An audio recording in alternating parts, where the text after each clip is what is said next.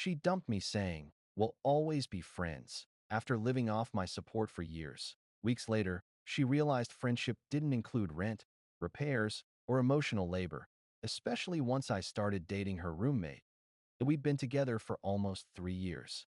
Not perfect years, but steady ones, or so I thought. I met Claire during my last semester of college. She was smart, loud, and confident in a way that drew people in.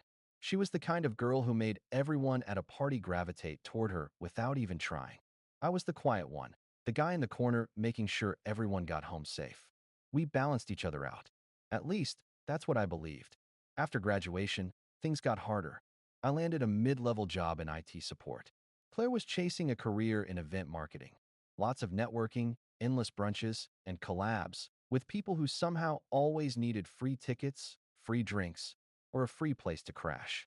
I covered most of our bills while she built her brand. She always promised it was temporary, that she'd land a big campaign and make it all up to me. I believed her. We shared a one-bedroom apartment that I paid most of the rent for. I even helped fix her car when she couldn't afford repairs. New brakes, new tires, and oil change. I didn't think twice about it. That's what you do when you love someone. Then one night, after dinner, she looked at me with that careful, rehearsed expression, the kind people practice in the mirror when they know what they're about to say will break someone. "I think we should take a break," she said. My fork froze midair. "A break?" I asked, already feeling my stomach drop. "Yeah," she said, fiddling with her napkin. "You've been great, really. But I just feel like we're not growing together. I don't want you to hate me for it. We'll always be friends, though." That line hit harder than the breakup itself. "We'll always be friends, though." She said it like she was doing me a favor, as if I should be grateful to still orbit her world, even after being pushed out of its center. I didn't yell. I didn't argue. I just nodded. "Absolutely," I said. "We'll always be friends." She looked relieved, maybe even smug, thinking she'd just pulled off the cleanest breakup in history. She moved out the next week. Or rather, she moved across town to a two-bedroom apartment she was sharing with her new roommate, Tara. Tara was a mutual acquaintance, quiet, down-to-earth, worked long hours as a nurse. Claire called her boring but reliable. Claire and I texted a few times after she left, small talk. She'd still vent to me about work or money. I didn't mind at first. After all, she'd said we were still friends, right? But a few weeks later, she started asking for favors again. "Hey, my car's making that noise again. Do you think you could take a look at it this weekend? Rent's tight this month. Any chance you could spot me $300? I'll pay you back. You're still my best friend, right? I know you wouldn't let me struggle." Something inside me snapped then, not in anger, but in clarity. Friends don't use each other. Friends don't expect financial bailouts or emotional labor after walking away. And certainly, friends don't get to keep all the perks of a relationship without any of the responsibilities. So I stopped replying. Not dramatically, just silence. I watched her slowly realize the friendship she'd offered wasn't the safety net she thought it was. Rent reminders turned into, "Hey, can we talk?" That turned into, "Are you mad at me?" Which turned into, "I just miss when we talked every day." Meanwhile, I started rebuilding, quietly. I worked overtime, hit the gym again, reconnected with old friends. Life started to feel lighter, simpler. And then, one night, I ran into Tara, her roommate, at the grocery store. She looked exhausted but smiled when she saw me. We chatted for a bit, just catching up, nothing serious. But then she sighed and said, "You have no idea how much I've been hearing about you lately." "Oh," I said. "Yeah," she laughed. "Claire keeps saying she misses you. Also, she owes me rent." Again, we ended up talking for nearly half an hour in the parking lot. She was nothing like Claire described: warm, thoughtful, grounded. She told me how draining it was living with someone who thought every problem could be solved with an Instagram story and a pout. It wasn't planned. What happened next? We just started spending time together. Coffee, long walks, late-night talks. No games, no drama. Just two people who'd both been orbiting the same storm and decided to step into the calm. And when Claire found out, let's just say, "We'll always be friends," turned into something else entirely. Tara and I kept things quiet for a while. Not because we were hiding, but because neither of us wanted to stir unnecessary drama. We were two adults connecting over shared experiences, and we both knew Claire's temper well enough to understand she wouldn't take it well. Still, we didn't expect her to find out the way she did. It happened on a Friday night, about 6 weeks after our first coffee that accidentally turned into dinner. Tara had invited me over to cook. She said she was tired of living off takeout, and I offered to show her how to make my mom's carbonara. Simple, comforting, familiar. We laughed a lot that night. It felt peaceful. No games, no subtle digs, no emotional exhaustion. Just laughter echoing off the kitchen walls and a soft playlist in the background. I don't even remember when the kiss happened. It just did, naturally. Like the universe finally aligned for a second. Then the front door opened. "Hey, Tara, Claire froze in the doorway, a bag of groceries hanging from her wrist, eyes darting from me to Tara. The silence that followed could have frozen time. Her voice cracked. "You've got to be kidding me." Tara straightened her shoulders. "Claire, this isn't what you think." "Oh, really?" she snapped. "Because it looks exactly like what I think." I could see the betrayal in her face, not the heartbreak kind, but the wounded pride kind. The kind that screams, "How dare you move on before me?" I stayed calm. "Claire, you told me we'd always be friends." "I'm just being friendly." Her eyes widened, fury flaring. "You're disgusting." "No," Tara said softly. "You just didn't expect him to stop being your safety net." That shut her up for a moment. She glared at both of us, tears threatening, then stormed out, slamming the door so hard it rattled the frames. The next day, my phone blew up. Texts, missed calls, voice messages ranging from "How could you?" to "I still care about you. I just needed space." I didn't respond. A week later, she showed up at my door. I almost didn't open it. But curiosity got the better of me. She looked nothing like the polished, confident woman I remembered. Her hair was a mess, her makeup smudged, and her voice small. "Can we talk?" she asked.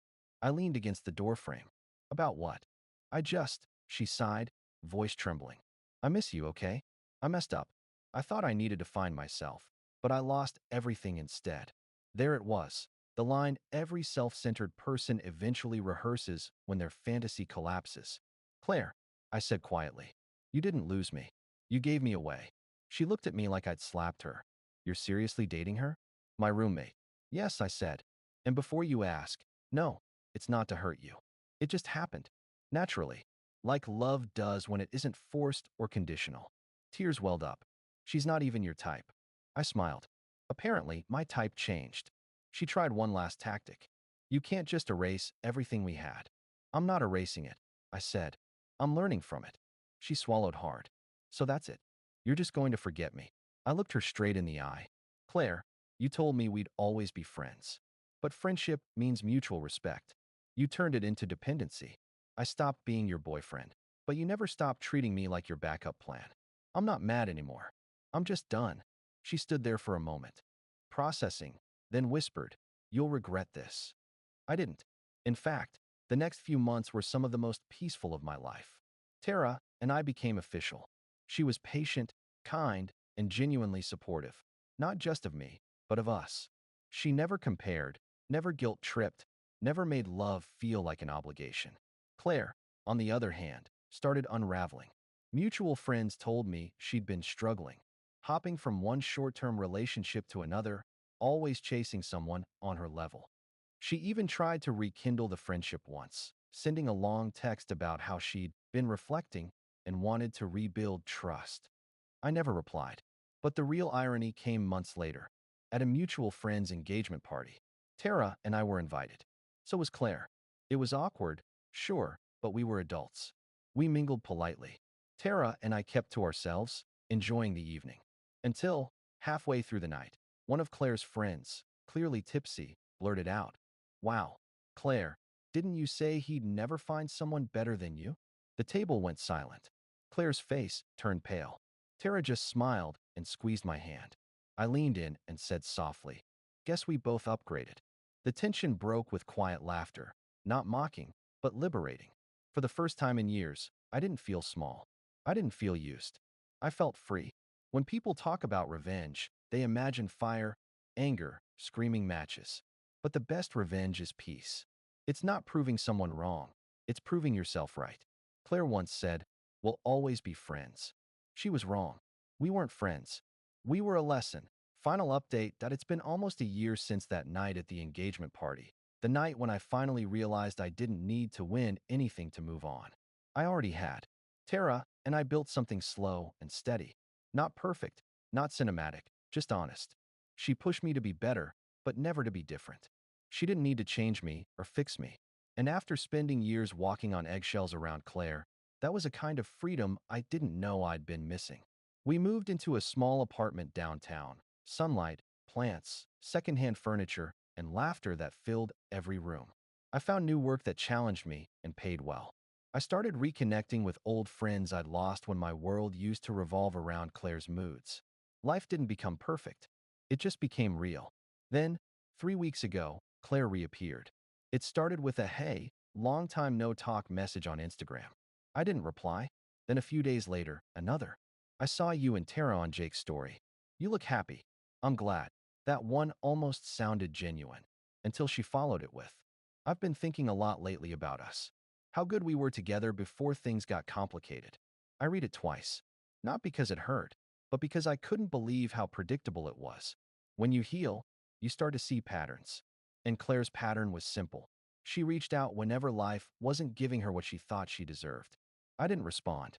A week later, she called. Then again. Then again. Finally, I picked up, mostly because I wanted to close the chapter once and for all. Her voice was smaller than I remembered. "Hey," she said quietly. "You've been hard to reach." "I've been living," I said. Silence. Then she tried to laugh. "You sound different." "I am." She hesitated, then said the line I'd been expecting. "I've made a lot of mistakes. I just wanted to say I'm sorry for everything. I wasn't in a good place back then." I almost respected the effort. Almost. "Claire," I said calmly, "I appreciate the apology. But you're not saying sorry because of what you did. You're saying it because it stopped working." She went quiet. "I don't hate you." I continued. "I don't even resent you. You were a lesson I needed to learn. But I'm not going back there. Not mentally, not emotionally, not in any way." She sniffled. "You really don't care anymore, do you?" "I care enough to wish you peace," I said. "But not enough to let you interrupt mine." That was it. No yelling, no dramatic ending. Just a quiet goodbye between two people who had burned through their story long ago. After I hung up, I blocked her number. Then I went back to Tara, who was sitting on the couch reading. She looked up and asked softly, "You okay?" "Yeah," I said. "Just closed an old door." She smiled. "Good. Leave it closed." I did. 2 months later, mutual friends told me Claire had moved to another city. Apparently, she was in a new relationship, one that looked perfect on social media, but, according to whispers, wasn't as happy as she made it seem. The truth? I didn't care. Because that's the real end of a story like this. Not revenge, not validation, but indifference.